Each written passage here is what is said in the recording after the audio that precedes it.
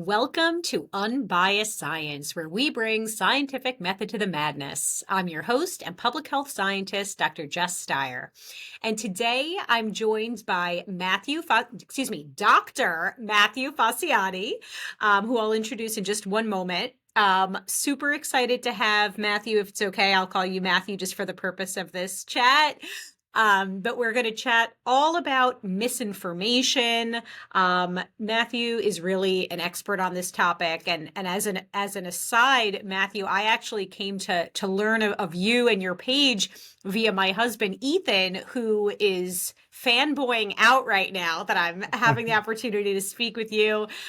We follow all your amazing content on social media, specifically on Threads, and he's always sending me links to your posts. I'm like, oh my God, this is so beautifully said. So thank you so much for joining me today. Thank you so much for having me. It's great to be here. All right, I'm going to read your bio now. And of course, let me know if I'm leaving anything out.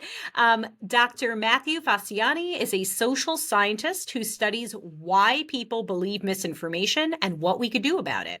He's a postdoctoral researcher at the University of Notre Dame in the Computer Science and Engineering Department, where he develops and tests the effectiveness of media literacy tools. He has a book coming out next year called Misguided and regularly shares fantastic, and I mean fantastic, science communication via social media on Threads, Instagram. Where can people follow you, Matthew? Threads is where I'm most active. Okay. I used to be more active on Twitter, but I've moved to Threads, as many people have recently. Yes. Okay, awesome. And I'll be sure to tag your, your page in our show notes and everything. So, Matthew, first, maybe I just want to take a step back for a sec, but what got you into this field of, Sure. this topic of misinformation? And I'm curious if you were in this field prior to COVID or if COVID really sparked the interest for you. Yeah, so I've been interested in how beliefs form and why people think the way they do, really since I was an undergraduate. So I've always been interested in how social influence changes beliefs and how that can even make us believe things that are not true. So I remember just even as a sophomore, my first research experiment was a modification of the Solomon Asch conformity study. If you're familiar with that. So I am, but can you share a little yeah. bit? Yeah. Yeah. So basically it's this study where you, as the participant, you go in this room and you're asked to evaluate the length of lines. So it's a really simple experiment or task where you see these different lines up on a wall and you have to say, okay, which one is the same length as the other line presented? And like 99% of the time, people get it correct.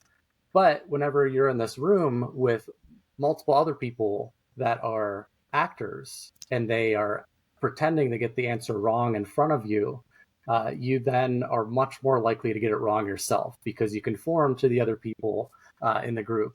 And I always thought that was so interesting, like how there's this purely social phenomenon that can change someone's information processing. So how they can get something wrong that is, has a very clear objective answer. And usually we get it right all the time, but because of the social influence, we don't. So that's really when I got first interested in it. My whole journey beyond that kind of took a little bit of different paths, as I thought I wanted to be a clinical psychologist and a therapist for a while. And then I got really interested in neuroscience and I did a couple internships studying brain science. So I applied to a neuroscience PhD program at the University of South Carolina, and I started doing quantitative neuroimaging, so fMRI work, really trying to analyze how people, how we can understand what's going on in people's brains when they process different types of stimuli. So the technical term is neural decoding. So you put someone in the scanner, you have them think about an image or a picture or a sound, and you try to decode from their brain activity alone what type of image or sound they were thinking of while they're in the scanner. So I thought that was really cool. And then I realized to make a long story short, I realized I wanted to study people more instead of the neurons. So I kind of got back into social psychology and understanding how beliefs form. I was really interested in religious beliefs, political beliefs, all kinds of different beliefs that impact how people process their world and information. So that was 2015, 2016. So even before the rise of Donald Trump, when this whole concept of fake news became much more popularized in the media, I think for a couple years in a row, it was like Time Word of the Year or like Dictionary.com Word of the Year, like misinformation, fake news. That was all like 2016, 2017. I was studying it a couple years before that.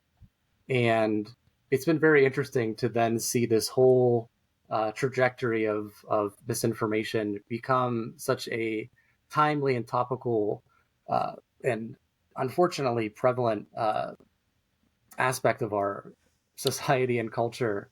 And it's only been more amplified with COVID. I think with COVID, it made me want to take a more public presence, but I've been studying this for really specifically for 10 years, over 10 years now.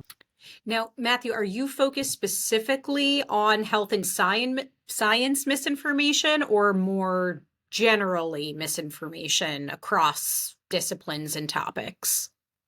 Uh, all types of misinformation. I Okay. have focused on health misinformation more. So when I was working as a postdoc at Vanderbilt University, I spent a lot of time thinking about health misinformation and vaccine misinformation, COVID misinformation. And there's a few chapters on my book devoted to health misinformation. But lately, I've been thinking about more global misinformation Hmm. and media literacy. So I've Interesting. kind of moved around a little bit. And just as an aside, I actually kind of went on a, not the same, but a similar trajectory where I Hmm. thought I was going to be a clinician. I don't know about specifically clinical psych, but although I did love my abnormal psych classes Hmm. during college, and I actually Me too. worked in it was a neuroscience lab, and we focused Oh, on cool. imaging, but it was Nice. different than what you're describing, but sort of a similar trajectory. And the thing that got me out of that was that I felt like I was missing a piece of the puzzle. Like the Hmm. the biochemistry of it all, while amazing and interesting, that's not what resonates most with me. And I'm very interested in that human psychological element. And I just recently actually put out a Substack newsletter on why I think some people are prone to wellness misinformation and health Hmm. misinformation. And I'm curious if you think what you think about this. But I actually think it has a lot to do with control. And we all, of course, want to feel like we're in control of our health and that we could make meaningful changes Hmm. that significantly impact the quality and quantity of our lives and the lives of our loved ones. And so Yeah. the messages that resonate with us the most are those all or none, very absolutist statements that say, X is going to cause cancer, or Y is going to add 10 years to your life. They're Hmm. they're they're palatable, they're actionable, they give people a sense of control. Whereas what I found when I put out my hyper nuanced posts that Right. have all the caveats and all the, yes, well, this might increase your risk, but it's multifactorial and there's all these other factors, those posts are never, as popular because they're so gray. They're not as actionable. So what do you think about that? Yeah, I think that makes a lot of sense. I think when we consider our own health and mortality, it can be really scary. So if someone gives us an alternative that is much more comforting and simpler and it gives us that sense of control, like anytime we can reduce uncertainty, I think as humans we have a proclivity towards that, right? So if you say, okay, all you have to do is eat this specific diet, just I don't know, eat walnuts and you'll have no more health problems, then you're like, yes, I feel great, I'm in control, and I'm gonna live to be 150. Mm-hmm. Whereas, like you said, the reality is a lot more complex and a lot more uncertain. And there's a lot of stuff outside our control, right? Like, even if we do everything right, we still don't know a lot about how our bodies work and what causes all these illnesses. So it can be really scary to consider that. So I Yeah. think that's spot on for sure. And I'm guilty of previously sort of coming from a place of I don't know, judgment, but people who buy into misinformation, especially when it comes to health and science, Mm-hmm. and in reality, I think I've come a long way to realize that there are so many factors that influence our susceptibility to misinformation, where we see the world through different Mm-hmm. lenses and from different perspectives, and we have different upbringings and cultural influences and Yeah. all the things. And I think what I love about the content that you put out is it acknowledges but leaves space for all those different factors that are influencing our susceptibility to misinformation and the way that we see the world. So on that Yeah. topic, Matthew, why are some people more prone to misinformation? Yeah. So I come at it from a perspective of identity theory. So my background in sociology and social psychology, I think a lot about identities and how identities guide us in our information processing. So to start out, like big picture, we all have these identities that, like thousands of identities, like, um, you know, parent, brother, friend, worker, sports fan, all these types of identities, right? And they're going to influence how we process things.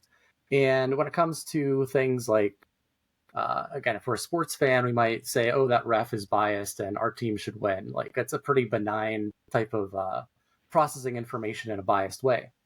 But if we have a political identity, that can process our information in a biased way that might have more serious consequences because ultimately what our identities do is they provide us with meaning and a sense of structure in our social worlds.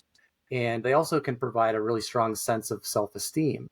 So we have this motivation to maintain consistency between the values of our identities and the environments that we're in. And so when we think big picture about why people believe misinformation, the perspective I often come from is a perspective of considering what identities are most important to that person and how those identities and set of identities are going to make them more vulnerable to certain types of misinformation. Mhm. And we're all vulnerable to different types of misinformation. So that's kind of like the first big picture is thinking about our identities. But even beyond that, there are more specific components that can predict a vulnerability to misinformation. The big ones are education and media information literacy. So when we think about just, aggregate studies of, okay, how do we, looking at this big population, what are the factors that predict higher susceptibility to misinformation? It's usually lower education, lower media literacy, and also stronger partisan beliefs. So those are kind of like the main drivers of specific individual factors that can predict misinformation susceptibility. Hmm. That's interesting. And also, I mean, you bring up this idea that we have, I think you said even thousands of different Mm-hmm. identities, right? And Sure. it's Yeah. almost like at different points in time, different Mm-hmm. identities sort of take precedence. Like I know Yeah. when I wear my scientist cap, I know this is just a one random example. That red dye is, we don't have robust human data showing that red dye is going to cause whatever, a variety of health outcomes that some people say it does, right? There's a lot of fear Mm-hmm. mongering around dyes and additives and such. But then when I put on my mother cap, right, I think about my Yeah. two kids and I'm like, okay, I know the science is there. These things are safe from a scientific perspective, and all the data are pointing to safe. But even still, my mama bear instinct, it's like, okay, but maybe I'll try to just minimize, just in case. Like Mm-hmm. it's almost like I change the lens through which I'm seeing the world, right? And I'm placing a Mm-hmm. different emphasis on different things. So I wonder, I'm sure that's a factor in some of the models that you're assessing and you're considering, is that those different identities can shift and change over time, even in short periods of time, right? Yeah, absolutely. The technical term is identity salience. So that's how we talk about like what's more Oh. salient in your mind on this hierarchy. And it's always moving. And there's this interaction between salience and importance. So like trying to think what's more salient in your mind versus what has overall more importance. Another important factor as far as identities that I've been thinking about more is this concept of identity complexity. So basically, what that means is how much do all of your identities overlap with each other? So, an example of really low social identity complexity is if you imagine all of your identities overlap on this perfect circle. So, your religious identity, your political identity, your friend identity, they all align, they all agree with each other, and you can see the world through a very narrow lens because it all fits in this identity. Then you're very vulnerable to misinformation because everything is looking through that one lens, Mm-hmm. and all of your self-esteem is derived through this one way of looking through the world. Whereas if you have a higher social identity complexity and you have identities that don't overlap very much, then you're much more likely to see the world in a broader view and appreciate those shades of gray more because they're not deriving so much self-esteem from a narrow set of overlapping identities. So the broader we can be, and there's studies that look at this, that when we have this higher social identity complexity, when we have broader set of identities, we tend to be less likely to fall for these types of misinformation.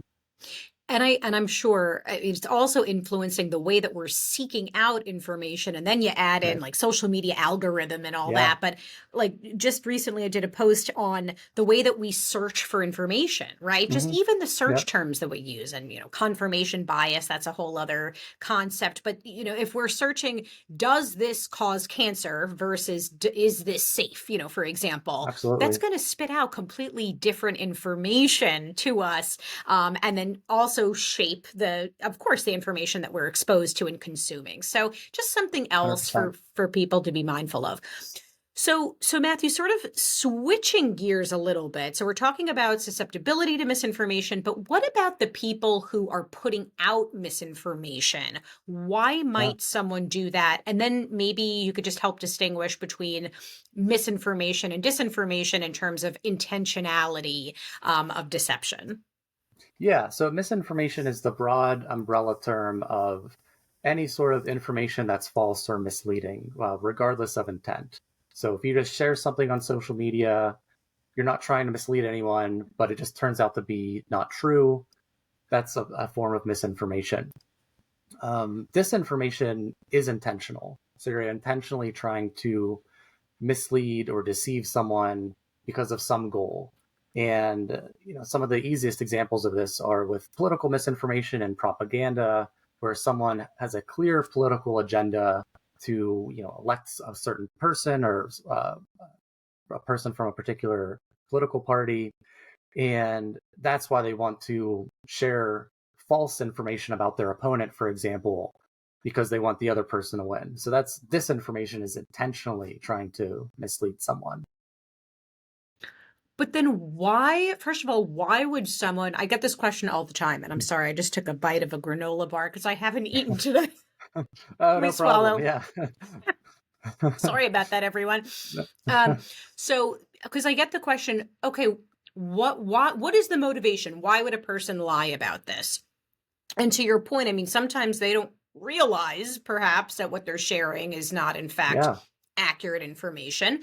But then, of course, there are unfortunately bad players who do, as you said, intentionally share disinformation. Hmm. And the motivations, the two that always come to my mind are fame and Hmm. fortune, right? Yeah. So, again, going back to how we sort of kicked off the episode, we know that those very absolutist or extreme statements, that's going to elicit a strong emotional response. It's Hmm. likely to get people engaged with content, right? That's the stuff that Yeah. makes a splash. It's clickbaity. And of course, large followings, although I have not cracked this code, they often translate to monetization, right? Like a Hmm. lot of times you can, if you grow a large following, Yeah. you develop a platform and you can make money from that. And then there's also just the fame aspect, the attention that Hmm. that people get, right? So, any other thoughts or comments on why people might share mis or disinformation? Yeah, I mean, money and power are huge drivers. Like they drive so many different things, right? And Right. we can think about the disinformation campaigns. Ultimately, they're driven by money and power. And when we think about people who have, public platforms, again, like you say, more sensationalist, misleading content is an easy way to get more attention. So that's definitely some clear um, some clear reasons why some people would share false or misleading content. And, I think about it as they might not start off even, with a goal to mislead people, but maybe they see one post does really well that was kind of sensationalized and they kind of drift more into that direction. And then all of a sudden they're, spreading complete lies and complete nonsense and justifying it. Right. One other thing I'll say about why people share misinformation is it may be that they don't entirely believe it to be true, but they think by sharing it, it's better safe than sorry in some ways. So if they think, like for example, there were all of this misinformation was spreading on WhatsApp and in India and among these certain villages. You might have heard these stories. That was from a few years ago. Um, and it was just rumors and lies about these people that were kidnapping children, and they were ultimately killed because of the misinformation being spread about them in these villages.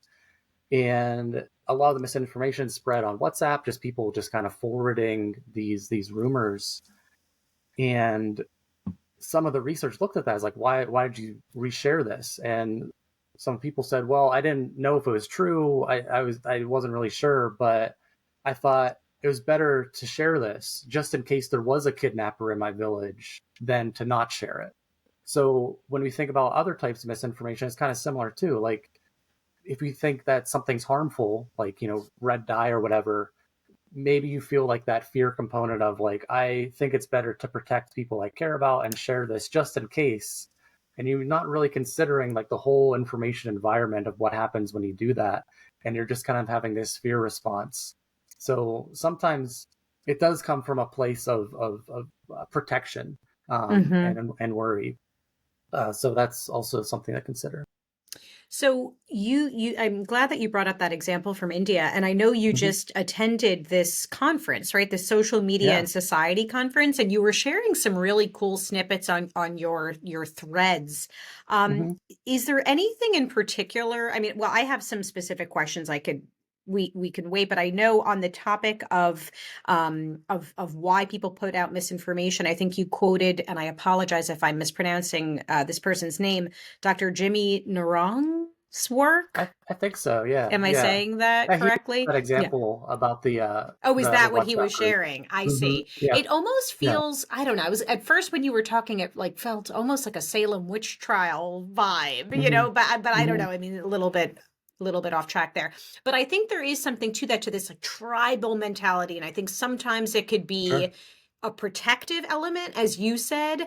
I also Hmm. think sometimes it's putting out information that you think will resonate with your tribe, right? Or Yeah. That's also what I was gonna say. Yeah.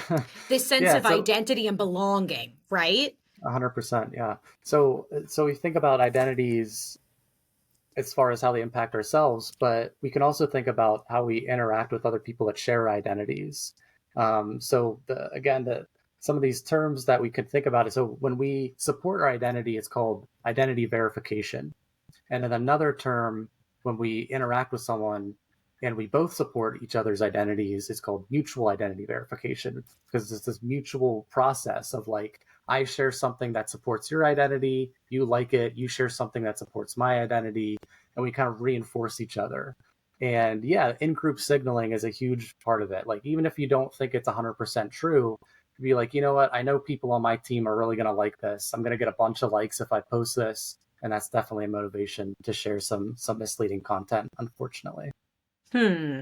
You have me thinking, and I haven't really fleshed out this thought, but we're talking right now mainly about people consuming misinformation. But then I also think, I'm a science communicator, and there's a Hmm. whole network of us who do science Hmm. communication. And sometimes there's this like battle cry where it's like easy, you like rally the troops, and it's this sort of identity. There's something with identity there where it's almost like you're shaming the non-believers or the people who are prone to misinformation, like rallies the troops. I don't, do you know what Hmm. I'm not doing a very good job of articulating it. And again, really, I keep driving this home, but I'm doing my best to push back against that type of thinking and be more accepting of other perspectives, because I feel Hmm. like by doing that, by this identity verification or seeking out Mhm. this identity verification, it could actually be very exclusionary. And then like the work that we do to try to get through to people, and I think at least my main goal is to reach those who really would benefit most from science education. I feel like it has the opposite effect, and you're pushing them away by like almost emphasizing differences in identities. Is that, Mhm. is anything I'm saying making sense? It does make sense. Yeah, no worries. I think so. A lot of the processes that I mentioned would apply to all types of different domains, right? It's not just politics. It's not just Right. misinformation. It's just humans interacting in groups. We want to, signal our identities and feel community. Um, to your larger point, I think about my own time doing activism, and from what I know about social movements and advocacy, there's a lot of different approaches to advocacy and outreach, right?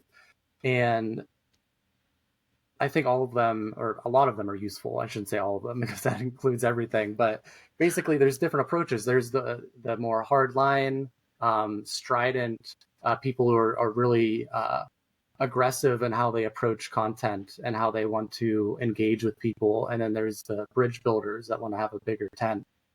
And I think there's a time and place for both of them, and people can do what resonates with their own strengths.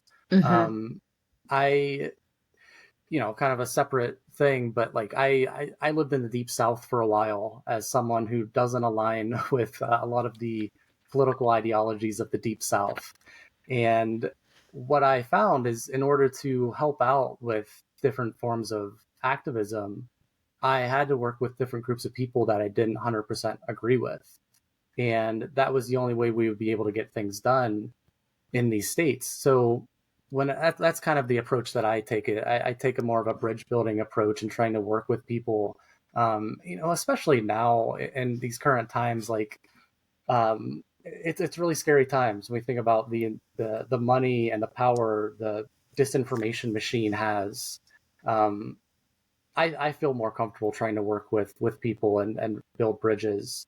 I understand that people have different perspectives about that, but for me personally, that's just what I'm comfortable with. And again, it could be like a personality thing too. Like, that's just For my sure. personality. I try to get along with people, and that comes more naturally to me. But I think I also can emphasize with like people who take this more hardline approach and try to really drive the conversation in a different way. It's just I think lots of different forms of activism and outreach have their place. I love that. I also love that there are these terms for these things that I have, like these amorphous ideas floating around in my brain. And you're like, oh, yes, that is this. We've studied this for years, and that is called this. And I love that. So we're bridge builders, and I love that. But you're right. There's a time and a place for different forms of communication, and I Mhm. respect that. All right. So, in terms of media literacy tips, red flags of misinformation, can you help folks listening? What are some red flags that people should be aware of as sort of, warning, warning, this might not be credible information? Yeah. One of the biggest ones that I think about is trying to reflect on how the information makes you feel personally. Like, if it elevates your heart rate, you read a headline that makes you really angry or just really intense, to me, that's a warning flag, right? Because as we're, discussing there, so often there's a lot of information that is really complex, and the media has an incentive to sensationalize it to get us to click on it, and it may not make it 100% accurate because they want us to click on it and share it and get all that ad revenue. So that's like the first kind of really big thing, is just like, if we see something sensationalized, something that just makes us feel something really strongly, um, it could be true. There's a lot of things that warrant really strong emotion, but there's also a lot of manipulation and disinformation out there, like purposeful, like, hey, we're going to try to get people angry about something. And there's this, it might not be 100% based in truth. So that's really the big red flag that I have, is try to think about how it makes us feel. And that's something we can kind of personally check with ourselves. Hmm. And Matthew, remembering now, I think when we first got connected, I mentioned to you, we were trying to explore ways, because obviously we're both very passionate about this topic of misinformation and how to Hmm. address it, prevent it.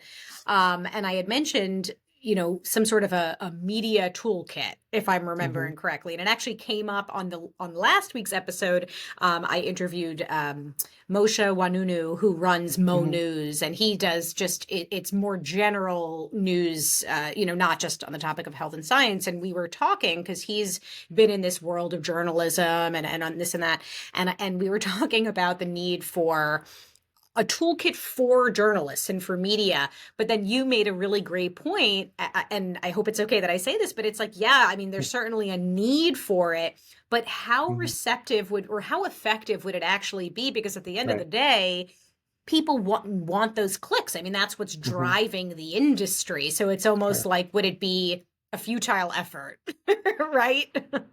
Yeah, I mean, the people interested in that are probably already more careful with what they write anyway, you know. Right.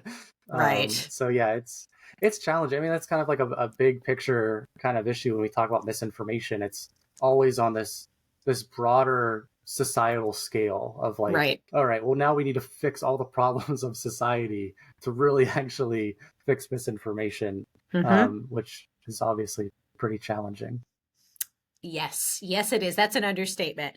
All right. So, something else that you posted about that has been on my mind as well is the Hmm. role or the potential role of artificial intelligence, of AI, Hmm. Yeah. in, excuse me, in debunking misinformation. And you cited, and this, I'm so deeply sorry, I'm not going to pronounce this correctly, but Dr. Sunandan Chakraborty. I'm sorry if I'm saying that incorrectly. I butchered Yeah, that. I don't know exactly how to pronounce it either. I'm Okay. sorry. Oh, yeah. um, But I'm I curious think because that I yeah.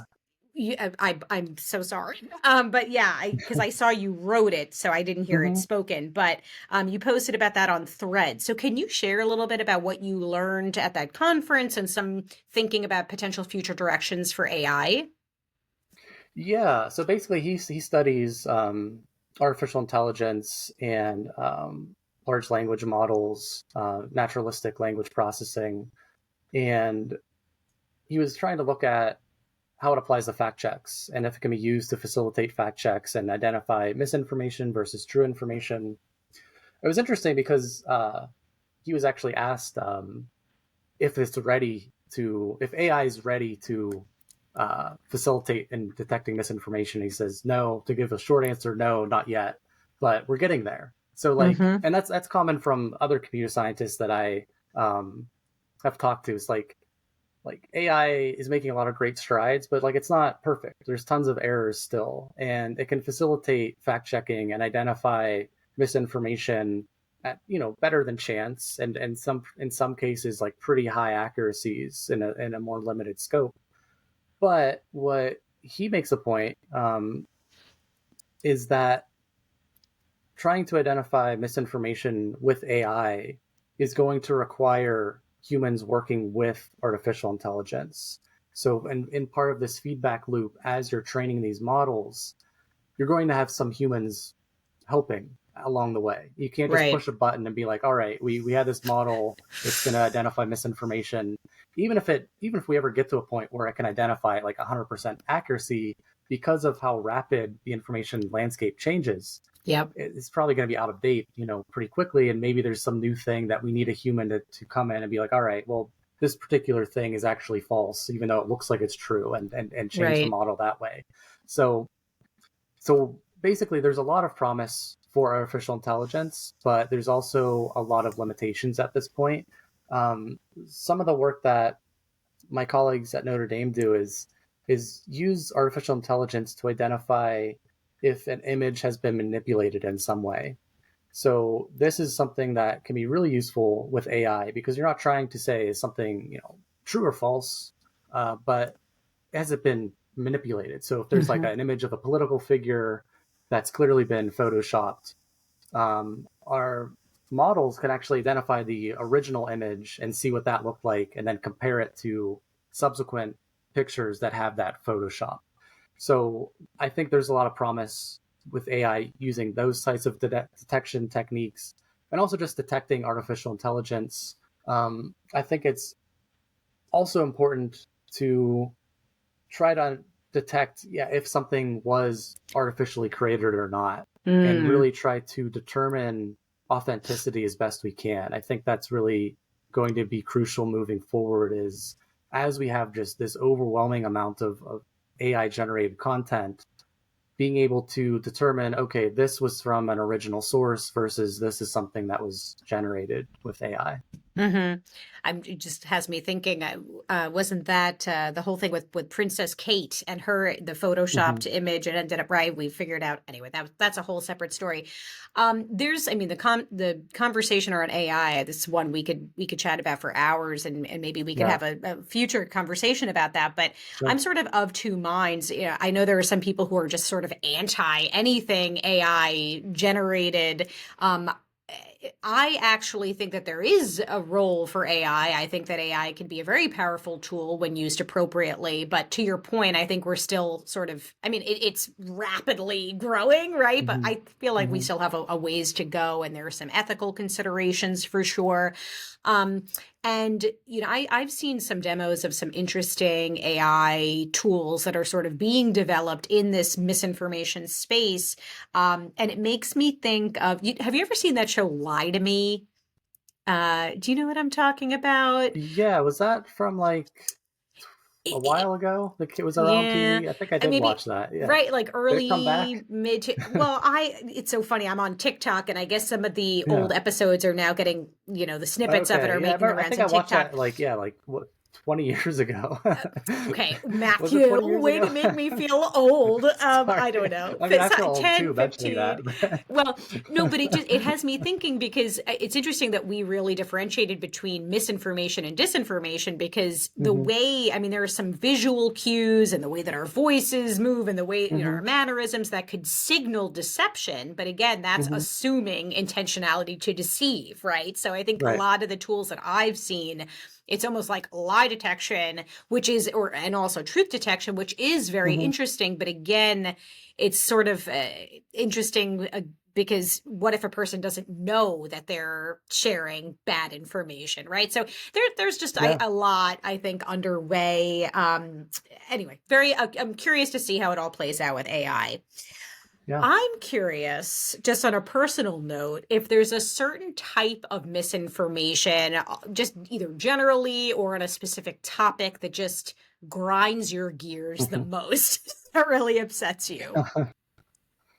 Yeah. I mean, there's a lot, unfortunately. I mean, as far as a broad category, I think health misinformation is the one I'd have to pick because it has such dire and immediate consequences.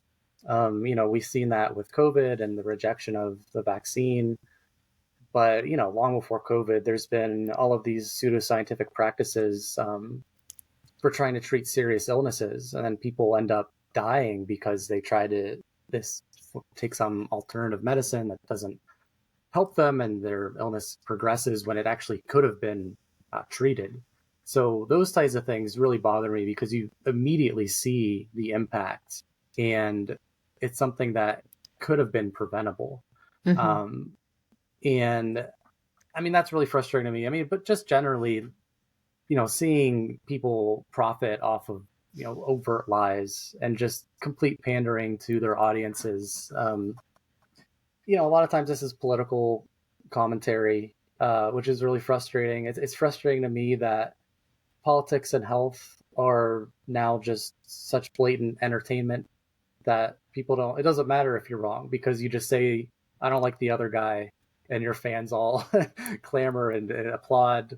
It doesn't matter what you say. You just say, "I don't like that," and then that's what matters. So that's something that is very frustrating to me. And going back to health misinformation, it was actually interesting that there was a recent meta-analysis that looked at the impact of fact checking across different domains, and it was found that health misinformation was actually most resistant to fact checks.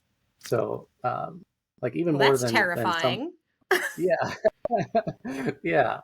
So like that's another reason. It's such a difficult problem too, and there's a lot of reasons for that. Like a lot of it now is like the politics, and we talked about how political identities can bias us, and how if we want to believe something that makes us feel like are in control, or makes us feel better about ourselves, and someone says no, that's wrong, it's really hard for them to change their mind. So yeah, Right. definitely things with health, but all types of misinformation that has like really immediate consequences to harming people is very frustrating. There was another study, and I did not read it in its entirety to prepare for this at all. It just occurred to me, and tell me if you've heard of it. But it looked at the impact of political ideology on VAERS, so the Vaccine Adverse Event Hmm. Reporting System, and how Hmm. in states that that lean more conservative, the number of reports to VAERS was significantly higher than those in other states. And sort of, I've talked about VAERS at length, Yeah. and just in case folks are new to it, it's a passive public health surveillance system for vaccines where people can report adverse events that they experienced after getting vaccinated. However, it's really used as an early warning system for public health scientists. If we see Hmm. major trends, of a particular outcome, they're taken quite seriously and they're rigorously investigated to see if there are true safety signals or not. But unfortunately, I think COVID shined a light on VAERS, and people don't really Yeah. understand that it cannot be used to signal causality, because Right. just because something occurred after vaccination does not mean it was caused by vaccination. And also, some people do unfortunately intentionally file uh, false reports of adverse events after vaccination. So it's a whole thing. But I thought that was really interesting, and I mean, we're all kind of aware of the role of political ideology in health and science information Hmm. consumption, but we Yeah. have not cracked that code. And I feel like that's a real area for future work. It breaks my heart to see certain friends and family members who do lean a certain way politically. They seem more likely to consume information specifically that paints like the government in a bad light, for example. Hmm. Those who tend to have strong libertarian leanings automatically Hmm. distrust vaccines, for example, because the FDA is all bad, or they're quote unquote in bed with industry. So those I find that those people are quite difficult to reach, but I have not Hmm. given up yet. And I'm curious if I'm sure you've seen that, and that's something that's on your radar as well.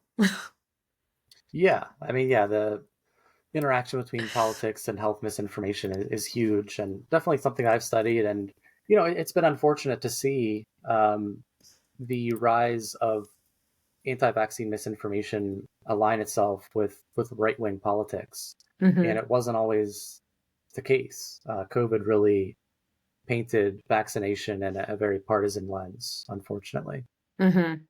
And I know I find it challenging. I mean, obviously, I'm unbiased science, right? But to put Hmm. out nonpartisan information, again, this was something I talked about last week with Moshe.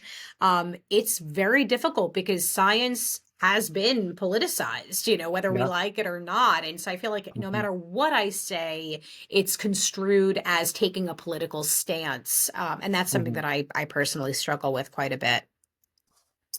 So, Matthew, one more question and then I'm going to leave you alone. But you posted something about the quantification of misinformation. And I believe it was Dr. Kiram Garamella's work in particular that you mentioned on Threads. I mean, as a data scientist, this is just something that I'm very curious about, how we quantify misinformation. Is there anything that you can share about that? Yeah. So misinformation, as I mentioned, is such a broad term, and how we study it can be challenging because to do a good study, you have to define your variables well, and code them in a way that makes sense with your statistical analyses. So sometimes you can't appreciate all of the nuance all of the time. And sometimes, things are changing, and what used to be misinformation may no longer be misinformation in the future. like misinformation, it's based on the best available evidence we have. So that's kind of the bigger picture, but also just like how it's defined. Sometimes misinformation is defined as sharing links from non-reputable sources. So just any link from a source is kind of lumped in there, and that's done to make the experiment like the statistical analysis possible. Because otherwise, if you try to go through each, like if you're looking at millions of tweets, for example, you can't parse through each one individually and fact check it. So you take a more generalized approach. Other research looks at specific statements of if something has been fact checked as true or false. So then you're defaulting to what fact checkers say. And there's other research looking at, broad beliefs that people have. So you talk about anti-vaccine beliefs, like that's a big component of misinformation, and that's why we see a lot of these links between conservatism and believing misinformation. Is when you just look at vaccine information, you see this very partisan slant. So it's really challenging to quantify, because you have to be very specific with how you came to those conclusions. And I think it's important for misinformation researchers to try to have as much humility as we can, and not try to come across as arbiters of truth. And I think it's tough, because there are some things that we can feel very passionate about that are very there's a ton of science to support them, and we might just feel like this is clearly the way to go. And then there's some other things that maybe are less certain. And I think it's important to try to be mindful of our own limitations and how we, perceive our worlds, and try to navigate different spaces and try to study misinformation, because ultimately the goal is to try to, have people live lives that are based in evidence, and make evidence-based decisions, and have people recognize their own biases. But as scientists, we have our own biases too.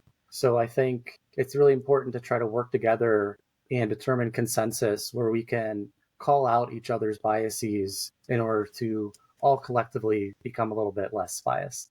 Oh, I love that, Matthew. That was so beautiful. And honestly, it got me thinking, because as someone who has designed studies, it was melting my brain a little bit, trying to think about Mm-hmm. how would I operationalize misinformation, because Mm-hmm. your study is only as good, as you said, as the variables that you select. And of Right. course, our goal is to capture misinformation. And what we're doing Mm-hmm. by figuring out how to measure that is we're coming up with a proxy for that, right? But as you said, Yeah.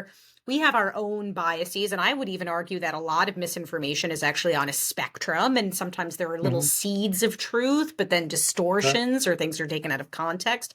So I think it's quite challenging, but I think that's really interesting. It's something I'd love to talk more with you about. I think the work that you're doing is amazing. And as you said, I think we have a shared goal of helping people become informed consumers of information, in particular of health and science information. I think that when it comes to health, we all recognize that if you don't have health, you don't have anything, right? And if you've ever been sick Right. or have dealt with chronic illness or have seen a loved one struggle, that becomes very, very blatantly obvious. And what Mm-hmm. kills me is when people prey on that vulnerability, Yeah. for whatever reason. And so, again, thank you so much for the work that you're doing. Matthew, can you let folks know where they can find you and follow you in social media? Yeah. So as I mentioned before, Threads is the place where I'm most active on. I also have a public Facebook page, and I have a newsletter on my website, matthewfacciani.com. That's the place where I share like bigger updates. Like when my book's finally out, I'll definitely be sharing that on my newsletter. Um, but yeah, those are the places. My website and Threads are the places where people can find me most easily. Awesome. Thank you again, Matthew. Do yourself a favor and follow Matthew. I'll be sure to include links to everything that Matthew just mentioned in our show notes. And thank you all for tuning in today, for following along with Unbiased Science. As you know, I regularly share infographics across all of the social media channels at Unbiased SciPod. There's also a weekly newsletter, which we deploy via Substack, and you can follow that at the Unbiased scipod.substack.com. Woof, that's a mouthful. Newsletters are always free. I don't put anything behind a paywall. There is a paid option if you are able and willing to provide some financial support. It's much appreciated. Please, the best way that you could support is by sharing word of Unbiased Science, letting folks know where to follow and listen in. Let's see, what else? If you're watching on YouTube, please go ahead and hit the subscribe button. And again, thank you all so much for your support, and I'll see you next week.